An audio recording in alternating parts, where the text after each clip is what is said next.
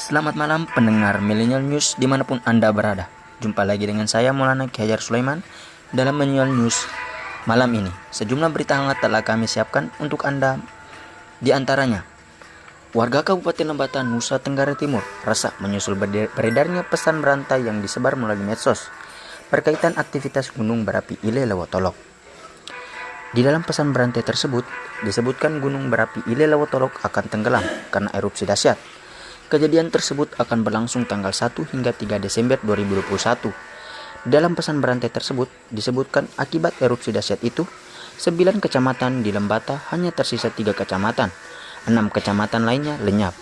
Informasi yang beredar melalui pesan WhatsApp, Facebook membuat warga Lembata panik. Bahkan anak-anak yang membaca pesan tersebut sudah merencanakan untuk segera mengungsi sebelum tanggal 1 hingga 3 Desember nanti. Masyarakat tidak perlu cemas ataupun panik, karena dari kepanikan bisa membawa sial. Carilah info yang akurat dari pihak yang berwenang, BMKG, BNPB, BPBD setempat. Kalau ramalan terhadap cuaca barangkali bisa terjadi, karena sudah ada peringatan dari BMKG terkait La Nina. Tapi dengan gunung api, kemungkinan bisa dikatakan tidak.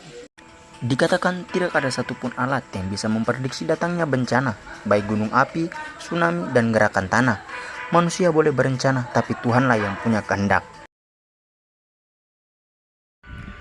Lembata, pulau sekaligus kabupaten kecil yang terletak di Provinsi Nusa Tenggara Timur, ternyata menyimpan sejuta pesona wisata yang dilewatkan.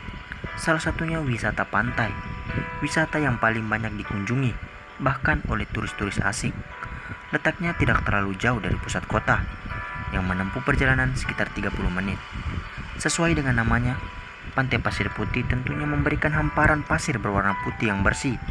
Sepanjang pantai lengkap dengan bau laut, desiran angin, suara hempasan ombak yang memecah, lambaian pohon-pohon nyiur. Jika kita sudah berada di pantai ini, maka jiwa pun terasa segar dan nyaman karena kesejukan udara dan angin yang berhembus sepoi-sepoi. Maka rasa lelah pun hilang. Di hari libur biasanya banyak wisatawan, baik wisatawan lokal maupun wisatawan asing. Mereka datang menikmati keindahan Pantai Pasir Putih. Kepolisian menangkap seorang wira swasta asal Gorontalo bernama Usman, 43 tahun. Dia diduga menipu dengan modus investasi emas senilai 300 juta kepada seorang wanita warga Sulawesi Tenggara. Pelaku dibekuk saat tengah berada di dalam kamar hotel di Kota Makassar, Sulawesi Selatan. Unit Jatanras Polrestabes Makassar membackup Polda Sultra terkait laporan masyarakat adanya penipuan penggelapan yang dilakukan oleh salah satu wira swasta yang ada di Sulawesi Tenggara saat menangkap pelaku di salah satu hotel di Kota Makassar.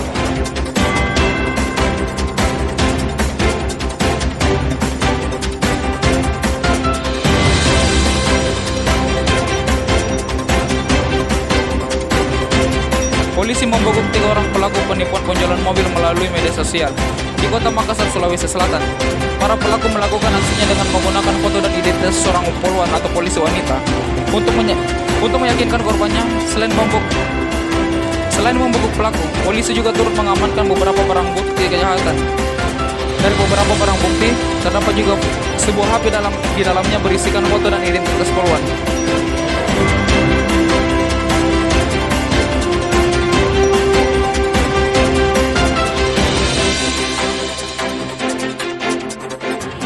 Seorang begal yang beraksi dengan samurai di Makassar ditangkap polisi.